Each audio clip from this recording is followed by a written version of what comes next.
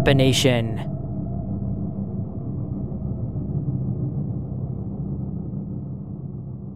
Trepanation, the practice of creating a hole in the skull, is one of the oldest known surgical procedures in human history.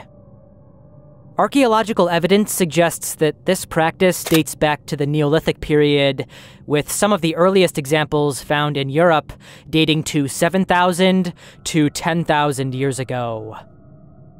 This ancient surgical technique was performed across various cultures and continents, including Europe, Asia, Africa, and the Americas. The motivations behind trepanation in ancient times were diverse and today are shrouded in mystery. In some cases, it was likely performed for medical reasons, such as relieving pressure on the brain after head trauma or treating conditions like headaches and epilepsy. However, in many instances, the procedure may have been carried out for ritualistic or spiritual purposes, such as releasing evil spirits believed to cause mental illnesses or abnormal behavior. Archaeological findings have provided valuable insights into the practice of trepanation in different ancient cultures.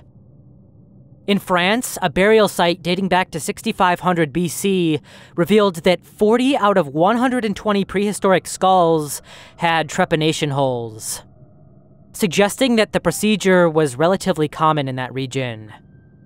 This high frequency indicates that the practice, at least in some areas, was performed on a significant portion of the population. The methods used for trepanation in ancient times varied, but they generally involved scraping, cutting, or drilling through the skull using primitive tools.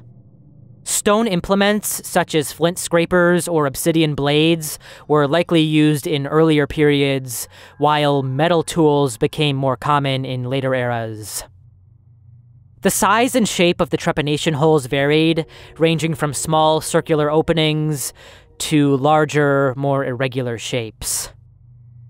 I'm sure I don't need to remind you that anesthesia still wouldn't be a thing for thousands of years at that point, and I can't imagine that these people were asleep while their head was being drilled in. Examination of trepan skulls often reveals signs of bone regrowth around the edges of the holes, indicating that the individuals survived the procedure and often lived for some time afterward. This suggests that ancient practitioners had a degree of surgical skill and knowledge of anatomy that allowed them to perform the operation without causing fatal damage to the brain or its protective membranes, which is honestly quite remarkable. In ancient Peru, trepanation was particularly prevalent and sophisticated. Archaeological evidence from the region has yielded hundreds of trepan skulls, with some dating back to around 400 BCE. One notable example from ancient China is the skull discovered at the Fujia site in Guangzhou, which dates back to around 5000 BC. This adult male skull exhibits a large, round-edged perforation with smooth borders, indicating that the patient survived the procedure and lived for a considerable time afterward. Another significant find from ancient China comes from the Yangshan burial site in Qinghai province. This skull, dating to around 4000 BC, exhibits a large, triangular-shaped hole. Again, the smooth border of the opening and the presence of tiny bone spurs also suggests that this individual survived for a significant period of time following the operation. The discovery of cranial amulets, or rondelles, near trepan skulls in some archaeological sites has led to theories about the spiritual significance of the practice. These small, polished pieces of skull may have been removed from the head during the procedure and worn as protective charms or used in healing rituals. A belief that individuals who survived trepanation were somehow sacred or possessed special powers may have contributed to the creation and use of these amulets. Welcome back, everybody, to a brand new iceberg that I just finished creating, the Disturbing Ancient History Iceberg. As always, we'll be starting at the top of the chart and making our way down, with the entries progressively growing more obscure and disturbing as we reach the bottom. Now, I know I've said this a lot in the past, but I really mean it this time. This video contains the most disturbing and unsettling topics I have ever covered on here by a long shot. Without delaying any further, let's go back in time. Grab a snack, get comfortable, and shut the blinds.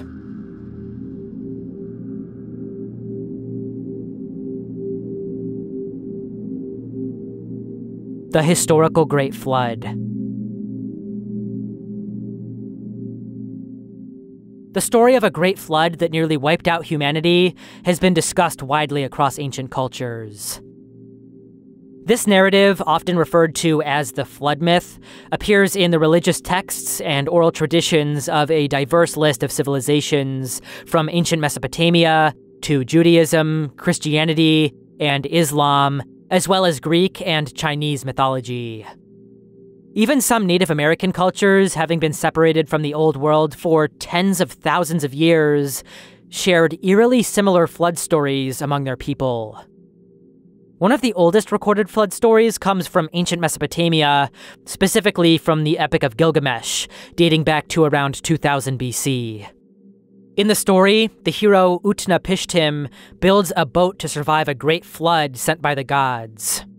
This tale bears striking similarities to the later and more well-known biblical account of Noah's Ark, found in the book of Genesis. In this narrative, a similar story is told, where God sends a great flood to cleanse the earth of wickedness, sparing only Noah, his family, and pairs of animals aboard an ark. This story obviously holds profound significance in Jewish, Christian, and Islamic traditions.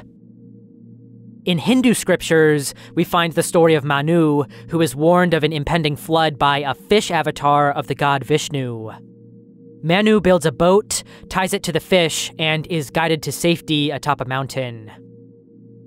In each of these stories, the flood is described as a form of divine retribution in which God, or each religion's respective deities, aim to punish humanity for wickedness and their defiance to them. Greek mythology offers its own version with the tale of Deucalion and Pyrrha, who survive a flood sent by Zeus to punish human wickedness by building a chest and floating to safety. Even ancient Chinese texts tell of a great flood tamed by the legendary Yu the Great, who spent years dredging channels to control the waters. Despite their diverse origins, these flood myths share remarkable similarities, which some believe serves as evidence to prove that an actual great flood truly occurred, at least in some capacity, thousands of years ago, wiping out large swaths of human populations. Again, in most accounts, the flood is sent as punishment for human wickedness or to cleanse the earth. A righteous individual or small group is typically selected to survive and carry on humanity. The chosen survivors are often warned of the impending flood by a deity or supernatural being.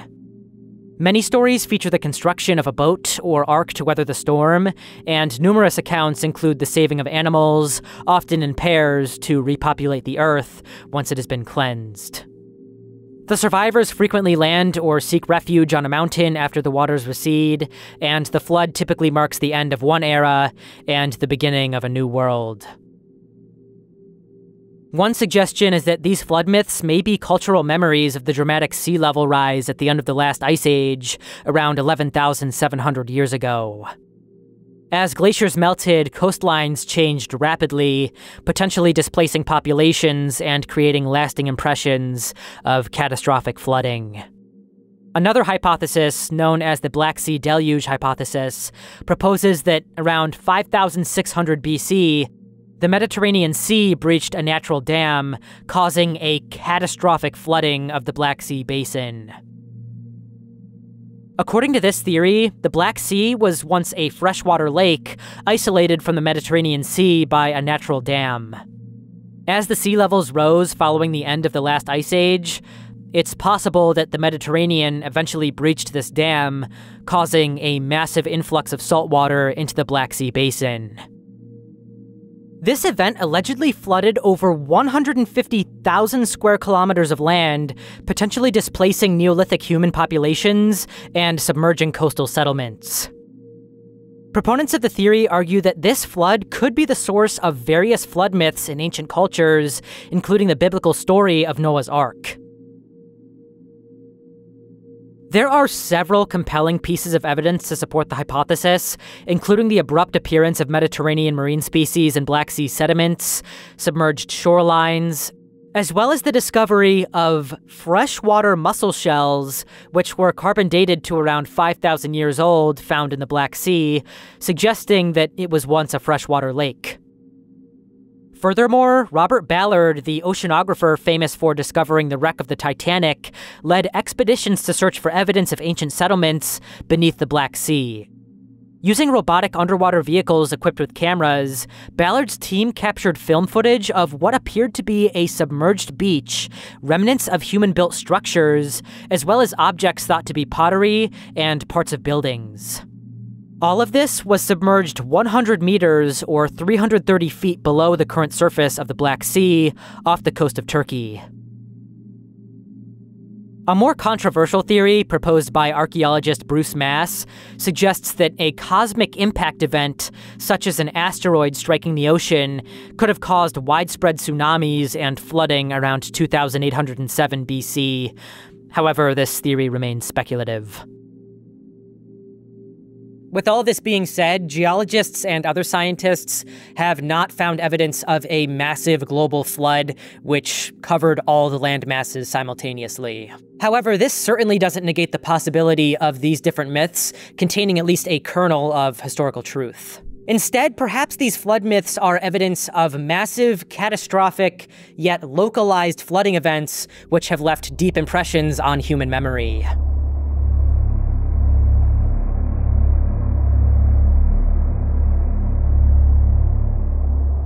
Hieroglyphs depicting alien or future technology. This one's pretty wild, but fascinating nonetheless. Across the uncovered walls of ancient societies, numerous illustrations, carvings, paintings, and hieroglyphs have stopped archaeologists in their tracks. These depictions, eerily resembling modern technology and otherworldly beings, seem to hint at the possibility of advanced knowledge or extraterrestrial contact in Earth's distant past. Interactions which have supposedly long since been forgotten to time. One of the strangest examples of these is the helicopter hieroglyph found in the Temple of Seti I at Abydos in Egypt. The carving, dated to around 3,000 years ago, appears to show a series of modern vehicles, including what resembles a helicopter, potentially a submarine, and even what some interpret as some kind of spacecraft. The helicopter is remarkably similar to modern helicopter designs, complete with what appears to be a tail rotor. Beyond Egypt, we find intriguing petroglyphs throughout the Camonica Valley in Italy. Among the thousands of rock carvings at this site, there are several that depict what appear to be humanoid figures with some kind of shining helmets on their heads. The figures are shown holding two tools, one straight and one that resembles a three-pointed object or trident. These illustrations have led some researchers to draw comparisons to modern astronaut suits and equipment. Some believe that one specific glyph shows a humanoid figure descending from a four-sided structure. This shape, known as the Rosa Comuna symbol, is a recurring pattern seen throughout the rock carvings in the Camonica Valley. In India, the cave paintings discovered in Chirama depict these strange humanoid figures. These paintings, estimated to be up to 10,000 years old, show uncanny beings with round heads and bodies, some of which even appear to be wearing helmets of some kind. Alongside these figures are depictions of what some interpret as extraterrestrial vehicles, However, obviously there is no way to prove exactly what these ancient people were trying to depict in these illustrations.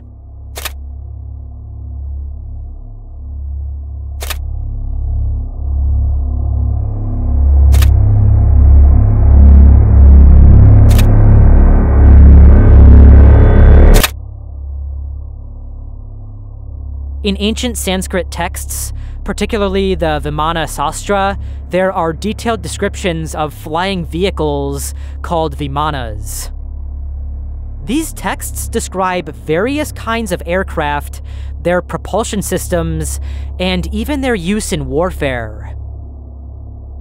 Mainstream scholars consider these texts to be mythological or allegorical, while others speculate that they may be evidence of advanced technology in ancient India, potentially of extraterrestrial origin.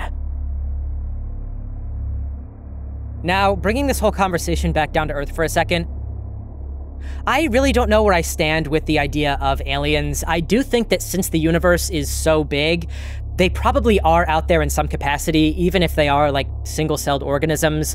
I think that if life is possible at all, it probably is occurring in more than just one place. With that being said, I'm not sure that they're here now, because if they were here right now, why would they be hiding themselves? I don't really see the point. Like, why don't they just show themselves or, like, take over our whole... You know what I mean? But at the same time, that doesn't mean that at one point in the past, they weren't here and really didn't hesitate to show themselves. Some speculate that these ancient mythological gods who descended from the stars are actually different life forms that came down to Earth from the far reaches of space with technology more powerful than we could comprehend, and which we basically attributed to divine power. Some say that if aliens really did come and visit us thousands of years ago before we accurately recorded our history, we really would only have a very sparse amount of clues left to actually prove that they were here, kind of like the ones that we actually do have. The fun part about researching stuff like this is that you will never actually be able to fully prove that this stuff actually happened, but at the same time, you'll never be able to completely disprove of it either.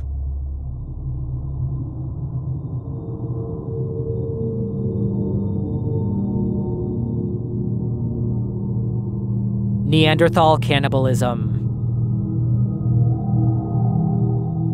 This one is pretty self-explanatory, but we're gonna dive into it anyway, because yay, cannibalism! Across various archaeological sites in Europe, researchers have uncovered Neanderthal remains bearing telltale signs of cannibalistic practices.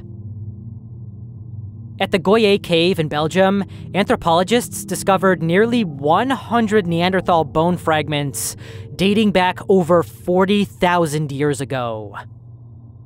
These remains exhibited clear evidence of butchery, with roughly 1/3 of the bones showing distinct cut marks. In the Beaumont-le-Guercy cave in southern France, an even more gruesome scene unfolded. The remains of 6 Neanderthals, 2 adults, 2 adolescents, and 2 children were discovered, bearing unmistakable signs of cannibalism. Cut marks made by stone tools scarred the bones, indicating complete dismemberment of the individuals. Perhaps most chilling were the finger bones, which appeared to have been gnawed by Neanderthal teeth.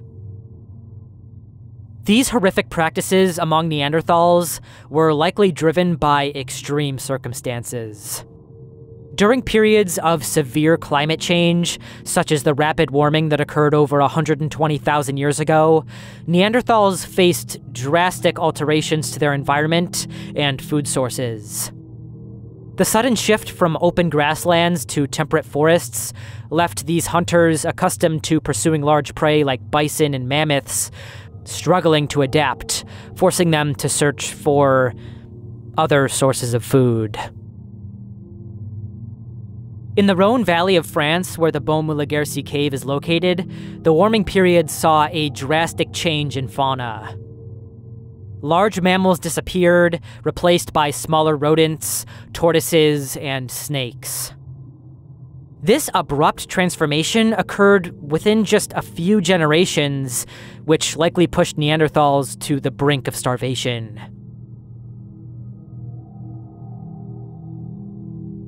This certainly wasn't the only location where cannibalism occurred, however.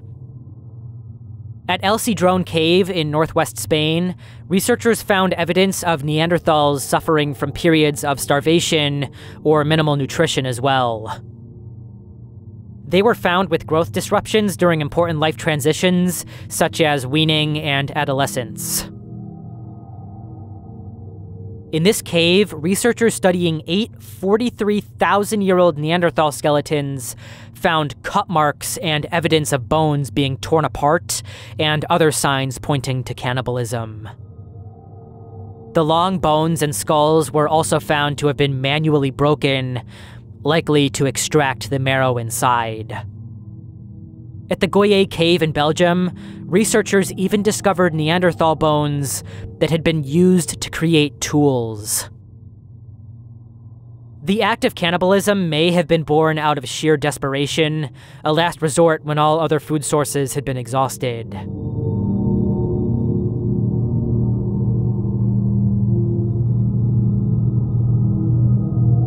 Shrunken Heads. The practice of shrinking human heads, known as Sansa, originated among the Hivaroan peoples of the northwestern Amazon rainforest, particularly in tribes of Ecuador and Peru. The tradition involved a gruesome process of decapitation, flesh removal, and meticulous preservation techniques to ultimately reduce a human head to roughly the size of a fist. The creation of a Sansa began with the violent act of beheading an enemy warrior in battle. The victorious warrior would carefully remove the skin from the head, discarding the skull. The warrior would begin the process of shrinking the head by sewing the eyelids shut, which was believed to prevent the victim's spirit from escaping and seeking revenge. The lips were then sealed for the same reason, trapping the enemy's soul inside and rendering it powerless and subservient to its new owner. The actual shrinking process was achieved through a combination of hot water, herbs, and careful molding. This hot bath caused the skin to contract dramatically, reducing it to about 1/3 of its original size. After boiling, hot stones and sand were placed inside the shrunken skin to shape it, before the entire thing was either covered with charcoal ash or smoked over a fire, which was believed to permanently seal the spirit within the head. The resulting Sansa was a disturbing sight. A miniature human head, roughly the size of an orange, with distorted but still recognizable facial features. The skin took on a leathery texture, and the hair, which did not shrink, appeared disproportionately long compared to the reduced face. The Hivaroan peoples believed that by shrinking an enemy's head, they could harness the power of that person's spirit. This captured spirit, or misak, was thought to enhance the warrior's own spiritual strength and bring prosperity to his community. The Sansa ritual was seen as a way to neutralize the enemy's soul, preventing it from seeking vengeance in the afterlife. After a series of elaborate ceremonies and feasts, which could last for years, the Sansa was typically discarded or ritually released into a river when the power of the captured soul was believed to have been fully absorbed by the victor.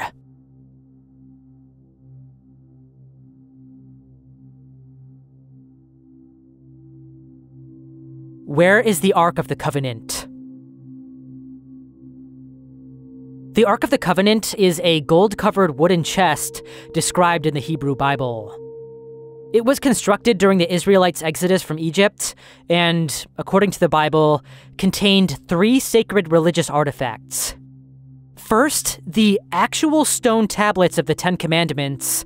Second, a golden pot of manna, which was a food God created for the Israelites during their 40 years of wandering in the desert. And finally, Aaron's rod, which turned into a snake before Pharaoh, turned water into blood, as well as summoning frogs and gnats. In the Hebrew Bible, God also caused Aaron's rod to sprout, bud, and blossom overnight in another miracle. It's a sacred relic of immense power and religious significance, discussed in all three Abrahamic religions of Judaism, Christianity, and Islam. And it has captivated the imagination of scholars, adventurers, and believers for millennia. Its disappearance remains one of history's most enduring mysteries, shrouded in legend, speculation, and disturbing tales of divine retribution. The very last confirmed mention of the Ark in biblical texts places it in the Temple of Solomon in Jerusalem, where it resided as the centerpiece of Israelite worship and a conduit of God's presence on earth. According to biblical accounts, those who dared to touch it without proper authority were met with swift and deadly consequences. According to one biblical story, Uzzah, who was attempting to steady the ark as he was carrying it on a cart, reached out and touched it, and immediately was struck dead by God. The lid of the ark, known as the mercy seat, was adorned with 2 golden cherubim, which were essentially the highest angels closest to God. The mercy seat was believed to be the earthly meeting place between God and humanity. However, around 586 BC, the Ark mysteriously disappeared. In that year, the Babylonians invaded Jerusalem, and the fate of the Ark became uncertain. It was last definitively recorded as being inside of the First Temple, or Solomon's Temple, in Jerusalem. Some believe that it was then captured by the Babylonians along with other temple treasures during the invasion, while others contend that it was hidden away by priests or prophets to protect it from desecration. The controversial Jewish text of the Second Book of Maccabees suggests that the Ark was hidden in a cave on Mount Nebo, located in modern-day Jordan. When the Second Temple was built, the Ark wasn't included, indicating that it may have been lost as a result of the invasion. One particularly unsettling theory posits that the Ark's disappearance was not merely a loss, but a deliberate act of God's withdrawal from humanity, a sign of God's displeasure. The word covenant itself means an agreement and references God's promise to remain present in return for people following the Ten Commandments. Perhaps we didn't hold up our end of the bargain, and God, along with the symbolic Ark, withdrew from the earth in some capacity. Among the more controversial claims about the Ark's current location is the assertion by the Ethiopian Orthodox Tewahedo Church that it resides in the Church of Our Lady Mary of Zion in Axum, Ethiopia. According to their tradition, the Ark was brought to Ethiopia by Menelik I, the son of King Solomon and the Queen of Sheba, around 950 BC. However, this conflicts with biblical and other historical records of it being in Jerusalem for several hundred years. The church claims that the Ark is guarded by a succession of virgin monks, each appointed for life, and that only the guardian is allowed to see it. This secrecy has caused intense speculation, with some suggesting that the object in Axum is a replica or an entirely different artifact. Other theories place the Ark in various locations around the world, from secret chambers beneath the Temple Mount in Jerusalem to hidden vaults in the Vatican. These speculations often involve shadow organizations or powerful groups that might have acquired the Ark for their own purposes.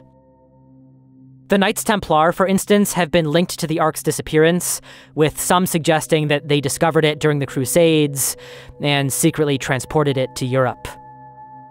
Perhaps the most unsettling aspect of the Ark's disappearance is the implication it holds for faith and divine presence.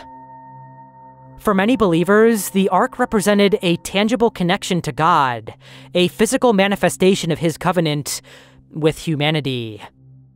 Its loss, therefore, carries profound theological implications.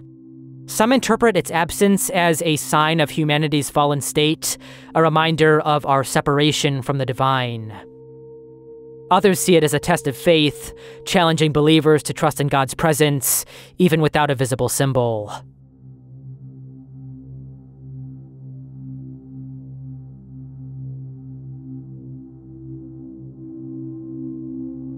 Mellified Man. Mellified Man, also known as human mummy confection, was an ancient medicinal practice primarily recorded in Chinese medical texts. It was described as a process of mummifying a human body in honey.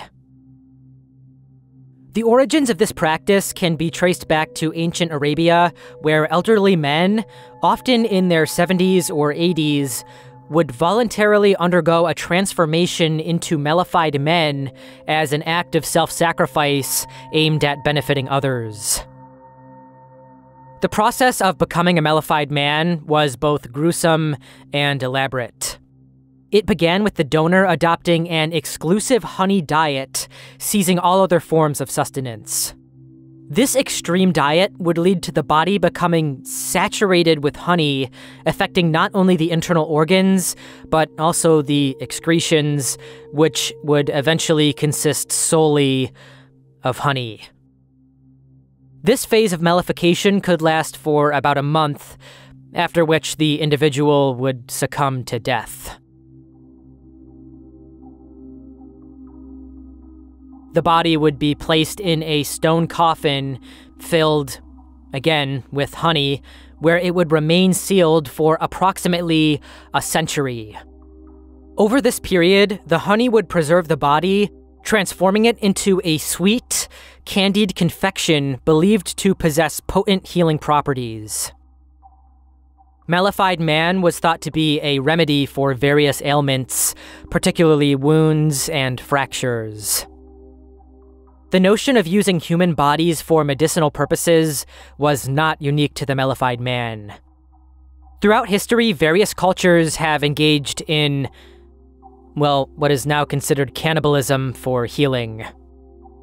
In medieval Europe, for example, the consumption of mummies or human remains was believed to cure ailments. Similarly, in ancient China, the use of human flesh in medicine, particularly from revered figures such as monks, wasn't uncommon.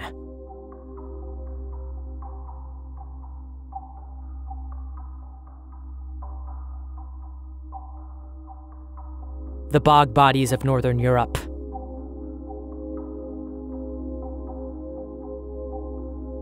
In 1640, just north of the city of Hamburg, a German peat digger, harvesting fuel from a bog, made an unsettling discovery beneath the soil. Upon excavating the object, he found that it was a remarkably well-preserved human corpse. The Schulkolt's fen body, as it would come to be known, was the very first bog body found in Northern Europe. Unfortunately, the body was not properly conserved upon being exposed to the air, and it quickly decomposed. However, as the years passed, numerous different bog bodies would be found, their features preserved with a fascinating accuracy. These remarkably preserved remains, often found in peat bogs, provide a unique glimpse into the past, revealing the harsh realities of life and the sometimes brutal circumstances of death. Dating back thousands of years, these bodies have been discovered in countries such as Denmark, Ireland, the United Kingdom, and the Netherlands. Chillingly, each and every one of the following people who ended up being preserved in the bogs appear to have been met with disturbing deaths. One of the most famous bog bodies is the Toland Man, discovered in 1950 in Denmark. Dating back to approximately 280 BC, the Toland Man is notable for his hauntingly immaculate preservation. Amazingly, he was so well preserved that his individual facial hairs still remain preserved on his face, even some 2,300 years after he took his final breath. However, the discovery quickly shifts from fascinating to chilling when you learn that the Toland man was also discovered with a rope around his neck, suggesting that he was dead. The condition of his remains indicates that he may have been a victim of human sacrifice, a practice that raises unsettling questions about the societal norms of the time. The serene expression on his face contrasts sharply with the violent manner of his death. Another significant find is the Grobala man, also from Denmark, who died around 290 BC, amazingly with its full head of hair still intact. His body was discovered in 1952 and is known for the gruesome manner of his death, having been stabbed in the chest. The preservation of his remains allowed researchers to analyze the details of his injuries, revealing a violent end that suggests he may have been a victim of conflict or, again, of ritualistic sacrifice. The meticulous preservation of his features, including his fingerprints, adds to the haunting nature of his story, as it provides a direct connection to a life lost over 2 millennia ago. The Lindo Man, discovered in a Cheshire bog in England in 1984, presents another disturbing case. Dated to around 2 BC to 119 AD, Lindo Man's remains bore evidence of a violent death, including multiple head injuries and a possible stab wound.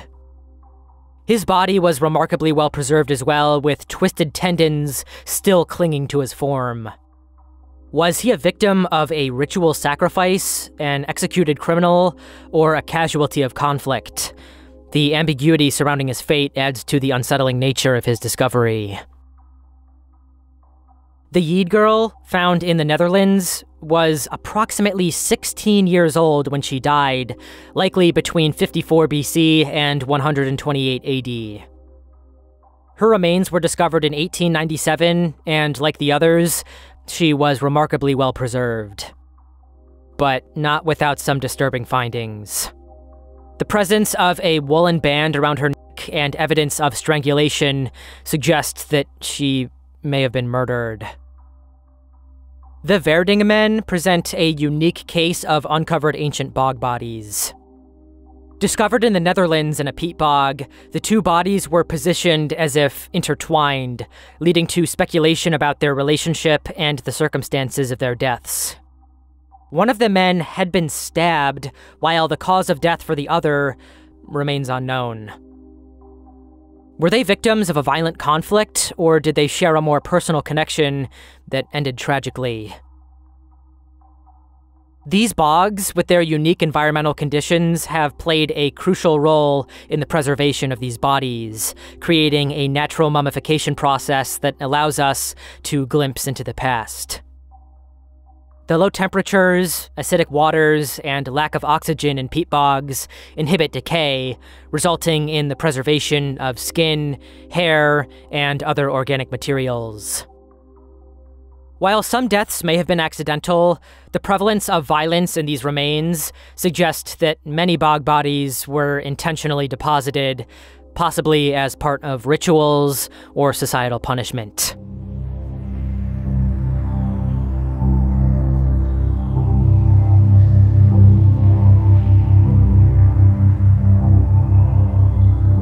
Ubaid Lizardmen.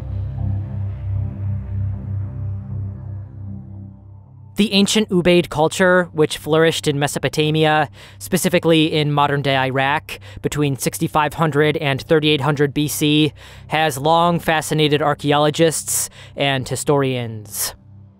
This prehistoric civilization laid the groundwork for the later Sumerian culture and played a crucial role in the development of urban life in the region.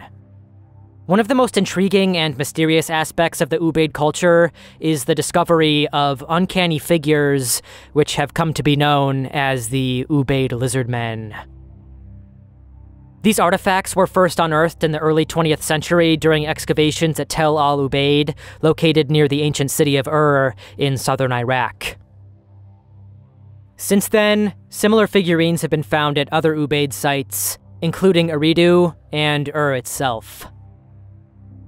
The figurines, typically made of clay, depict humanoid figures with distinctly reptilian features, most notably elongated heads, almond-shaped eyes, and lizard-like facial features. Many of the figurines appear to be wearing helmets or some form of head covering, and some have padding on their shoulders. Some female figurines are shown nursing infants, who are also represented with lizard-like features. The contexts in which they have been found suggest that they held significant cultural or religious value. However, the exact meaning and purpose of these figures remain a subject of debate among scholars. Some researchers have proposed that the lizard-like features of the figurines may be related to religious beliefs or mythological concepts of the Ubaid people.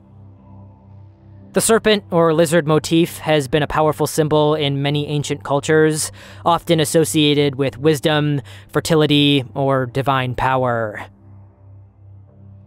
Some fringe theories posit that the figurines serve as evidence of extraterrestrial visitors or an ancient race of reptilian humanoids, claiming that the figurines depict actual reptilian beings that visited or inhabited ancient Mesopotamia thousands of years ago. These theories sometimes incorporate other ideas regarding ancient aliens or lost advanced civilizations interacting with early human societies, suggesting that the Ubaid people were either in contact with or directly influenced by these supposed extraterrestrial or reptilian beings. The Ubaid Lizardmen serve as proof of how little we really know about ancient cultures. Despite centuries of archaeological research, there is still so much we don't know about how ancient people lived, what they believed, what they saw, and how they interpreted the world around them.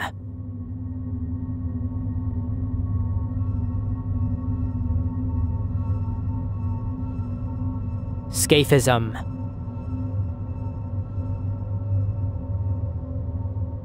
Scaphism, also known as the boats, was an ancient Persian method of execution notorious for its extreme cruelty and prolonged suffering. This gruesome form of capital punishment involved trapping the condemned person between two boats or hollowed-out tree trunks, with their head, hands, and feet protruding. The victim would then be force-fed milk and honey, creating a horrific scenario that led to a slow and agonizing death. The origins of Scaphism are somewhat obscure, with the first known mention of this brutal practice appearing in Plutarch's Life of Artaxerxes. Plutarch, a Greek historian and biographer, described the execution of a soldier named Mithridates, who was sentenced to death by King Artaxerxes II for killing his brother, Cyrus the Younger. According to Plutarch's account, Mithridates endured this torturous execution for 17 days before finally succumbing to the release of death. The process of Scaphism began with the victim being restrained between either two boats or wooden containers shaped to fit the human body. Once secured, the executioners would then force-feed the victim a mixture of milk and honey. This concoction was also smeared all over the victim's hands, feet, and face. The purpose of this mixture was twofold. On one hand, it sustained the victim's life, prolonging their suffering, and on the other, it attracted insects and other vermin. As the victim lay trapped and exposed to the elements, particularly the sun, flies and other insects would be drawn to the sweet mixture covering their body. These insects would begin to feed and lay eggs in the victim's flesh, causing excruciating pain and festering wounds. As these creatures multiplied, they would begin to consume the person from the inside out, entering through natural orifices and the wounds created by their constant assault. The victim would experience not only the physical torment of being eaten alive, but also the psychological anguish of being helpless and aware of their inevitable, gruesome fate. The method of Scaphism was designed to maximize suffering and prolong the victim's life for as long as possible. The mixture of milk and honey, while attracting insects, also provided some sustenance to the condemned, preventing them from dying quickly of dehydration or starvation. The very substances keeping the victim alive were also the source of their torment. Infections would inevitably set in, leading to sepsis and eventually death. The psychological torment of the condemned would be absolutely unbearable, with the victim fully aware of their situation, experiencing the terror and despair of their impending doom. The slow progression of their demise, coupled with the constant assault of insects and vermin, would likely drive the victim to the brink of insanity long before death finally claimed them. In ancient times, public executions were often used as a deterrent against crime and as a demonstration of the power of the ruling class. The extreme nature of Scaphism would have served as a powerful warning to potential criminals, instilling fear and obedience in the population.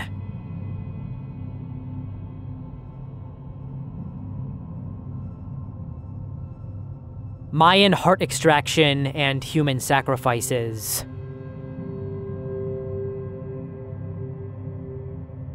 Human sacrifice played a significant role in ancient Mayan culture, serving as a cornerstone of religious and political practices through the pre-classic and classical periods.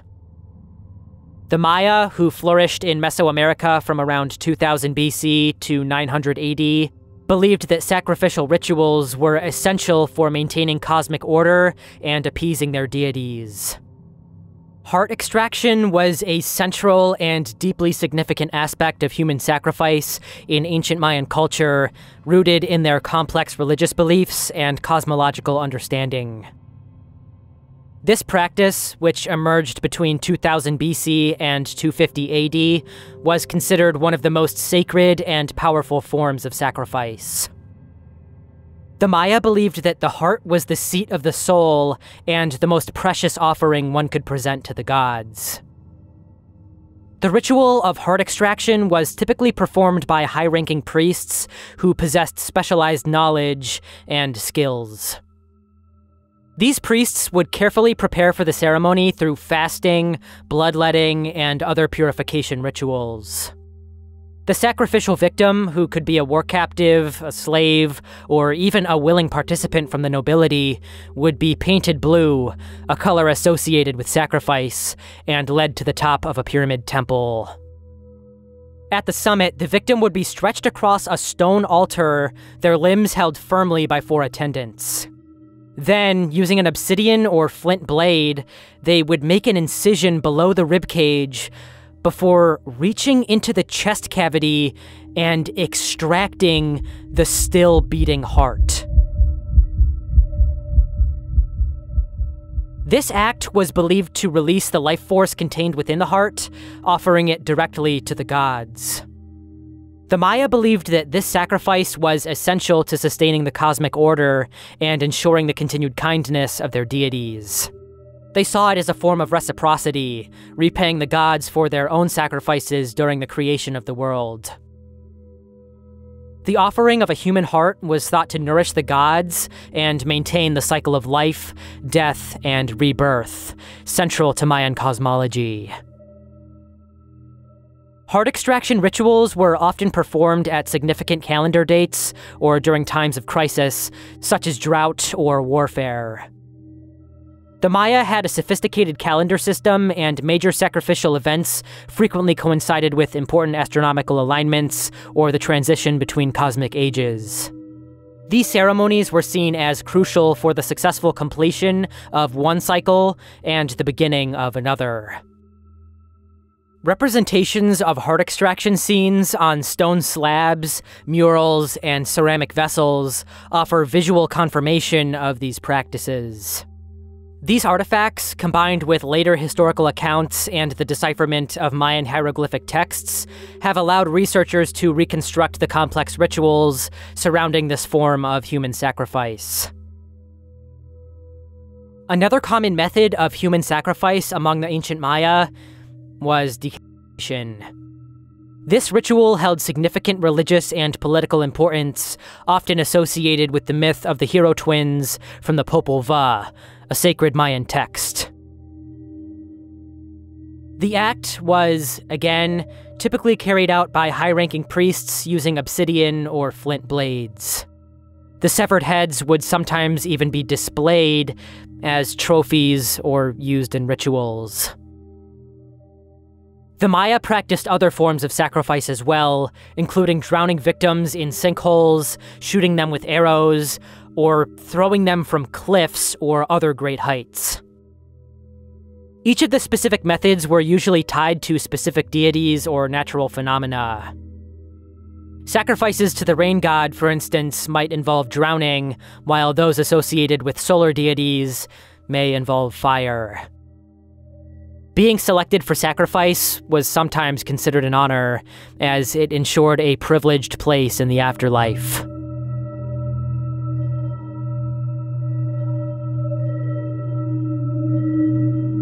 The Brazen Bull. The Brazen Bull, said to have originated in ancient Greece, was allegedly created in the 6th century BC by Perillus of Athens, a skilled bronze worker who presented it to Phalaris, the tyrant of Acragas in Sicily, as a new and innovative method of execution. The Brazen Bull was a hollow bronze statue cast in the shape of a life-sized bull, with a door on one side through which victims could be inserted and sealed inside. A fire would then be lit beneath the bull, heating the metal and slowly roasting the person trapped inside.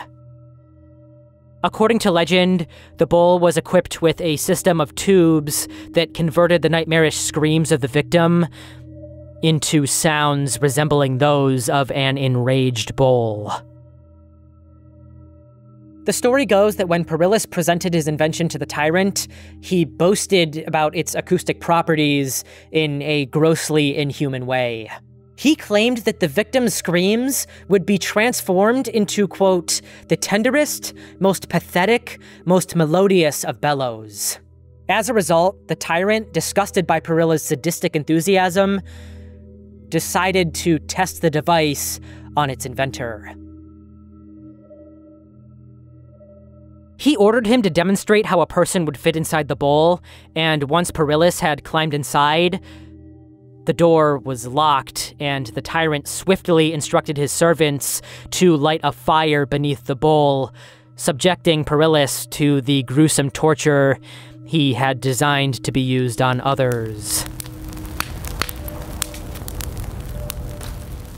Some accounts actually suggest that Perillus actually survived the ordeal, but was removed before he could die, and instead, he was thrown off a cliff. With that being said, the historical accuracy of the Brazen Bull's existence and use is a subject of debate among researchers.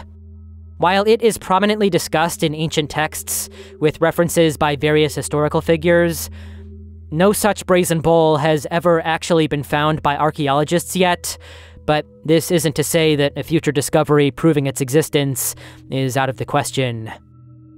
During the Middle Ages and early modern period in Europe, similar devices such as the Iron Maiden emerged, possibly inspired by tales of the Brazen Bull.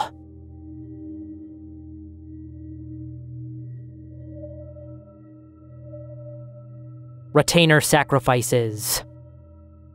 Retainer sacrifice was a practice in ancient Egypt where servants were killed and buried following the deaths of their masters, typically pharaohs, for the purpose of continuing to serve them in the afterlife. This ritual was most prevalent during the First Dynasty, spanning from around 3100 to 2900 BC. The tombs surrounding the royal tombs often contained members of the harem, minor palace functions, court dwarfs, and even dogs. The sacrificed servants were typically young men and women. The ancient Egyptians believed that the afterlife was a continuation of this current life to such a degree that they even thought they would maintain the same social hierarchies once they passed on.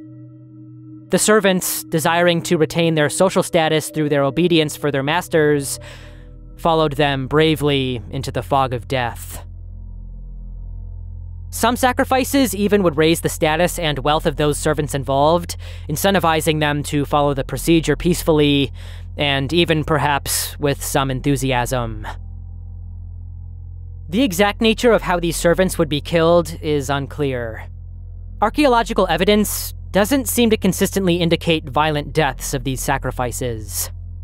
Some believe it's likely that they were strangled to death, while others suggest cyanide poisoning, as no obvious signs of trauma have been found on these skeletons. The bodies were interred with respect, laid out in an orderly fashion within the tombs. The tomb of King Hor-Aha, one of the first pharaohs of the first Egyptian dynasty who ruled around 3000 BC, was found accompanied by 36 graves of young male retainers, all aged between 20 and 25, each of whom died of strangulation. They were likely killed simultaneously in order to serve the pharaoh in the afterlife. King Jer, the son and successor of Hor-Aha, was buried with over 300 sacrificed retainers, the highest confirmed number for any pharaoh. Most of his retainers were female, and many have actually included his wives and mistresses. King Jer's son and successor, also had a disturbing number of retainers sacrificed upon his death. Some 174 burials were found surrounding his tomb, most of which are believed to have been his retainers. Higher estimates exist, however, with some rising into the several hundreds of servants who were buried alongside him. After the First Dynasty, the practice of retainer sacrifice began to decline. Shabti figurines, which were mummy-shaped statuettes, began to take their places in the tombs, replacing the practice of human servant sacrifices.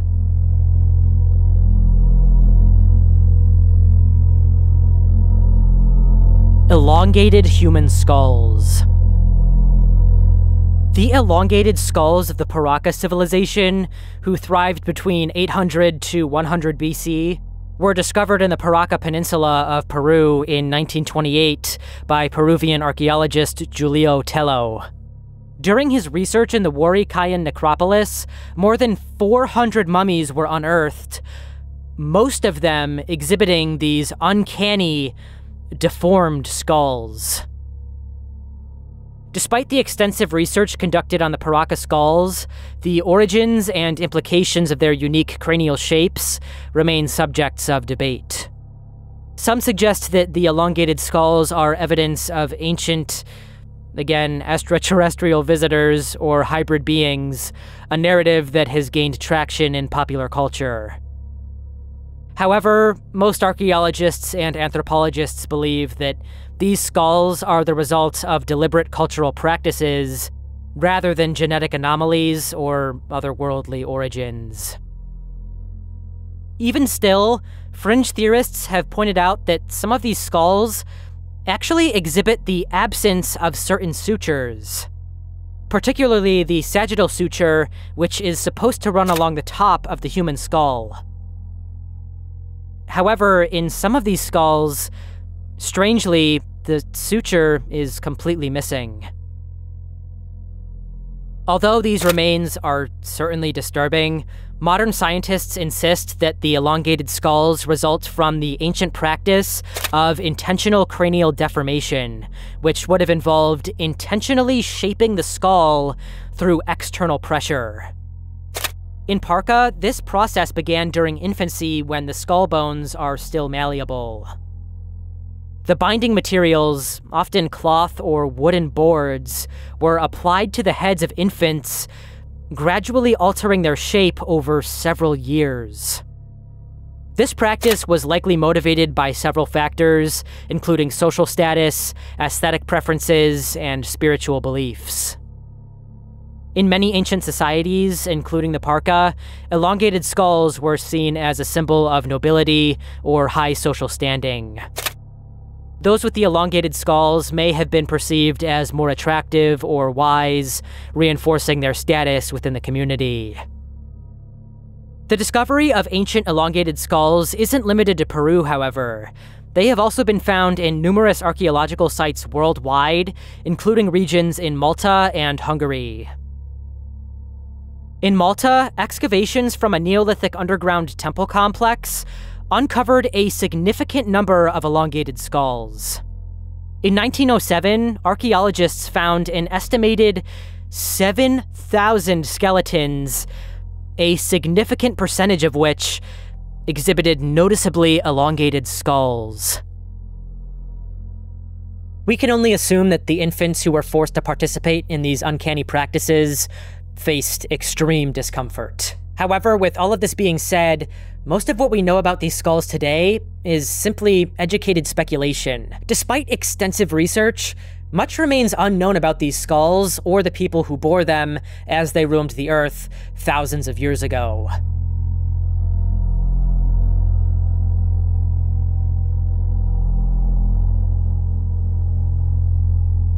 Humanities Influences from Beyond.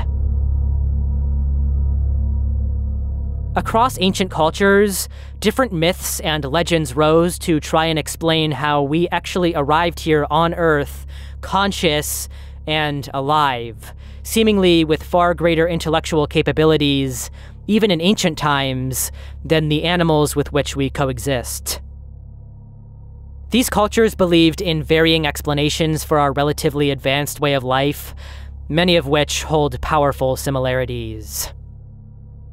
In fact, specifically, the somewhat broad idea of humanity's origins stemming from a source far more powerful than we can possibly understand exists in nearly every ancient mythology and belief system across the globe.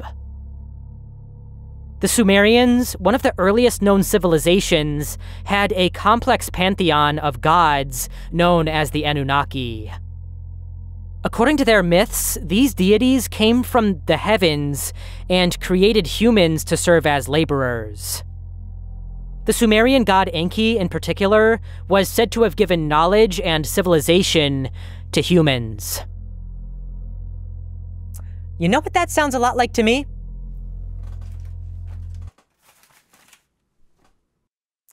Aliens. Okay, I know I've been kind of edging the idea of ancient aliens for this entire video, but that's because with every single entry, it just keeps coming up. And honestly, we're at the last one for this video, so fuck it.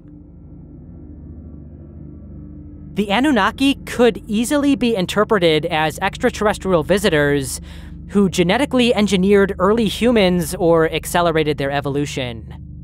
In fact, almost all of the mythological gods from ancient times could be interpreted as alien visitors. If you really think about it, these gods always seem to come from above and seem to possess power unfathomable to those early humans. With this in mind, imagine if we took one of those crazy drone light shows and blasted it over some uncontacted tribe in the Amazon.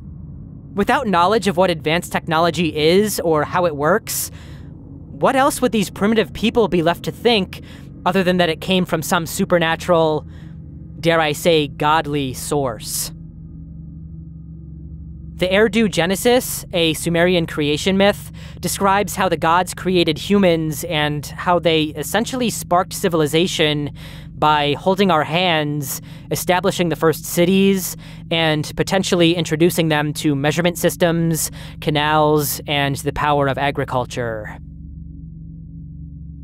Similarly, ancient Egyptian mythology is rich with stories of gods descending from the sky and ruling over the land.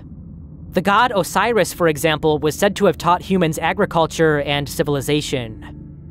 The precision and complexity of Egyptian architecture, particularly the construction of the pyramids of Giza, have led some to speculate about the involvement of advanced extraterrestrial technology. The ancient Egyptians' detailed knowledge of astronomy and their ability to align massive structures with celestial bodies have fueled theories about alien assistance.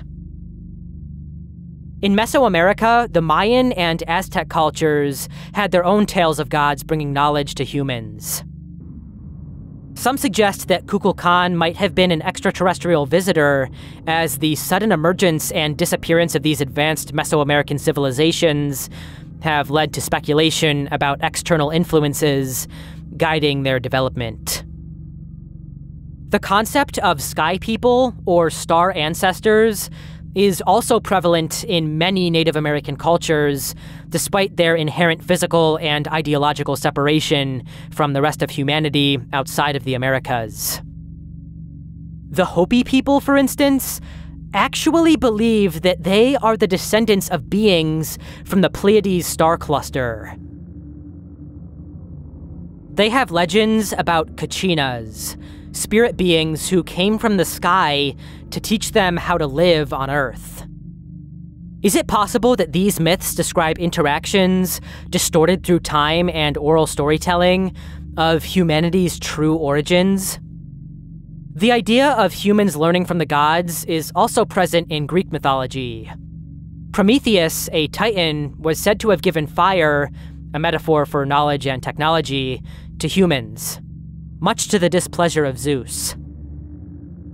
This myth could also be seen as a representation of an extraterrestrial being sharing advanced knowledge with early humans, against the wishes of other, more conservative members of their species. In the realm of Judeo-Christian tradition, the Book of Enoch, which is considered non-canonical by most churches, describes these beings known as Watchers. Angels who came down to Earth and mated with human women, producing hybrid offspring known as Nephilim. They were said to have taught humans various arts and sciences. The sudden emergence of advanced civilizations in various parts of the world, often with similar mythological themes about gods or celestial beings imparting knowledge, has led some to propose a unified theory of ancient, otherworldly intervention.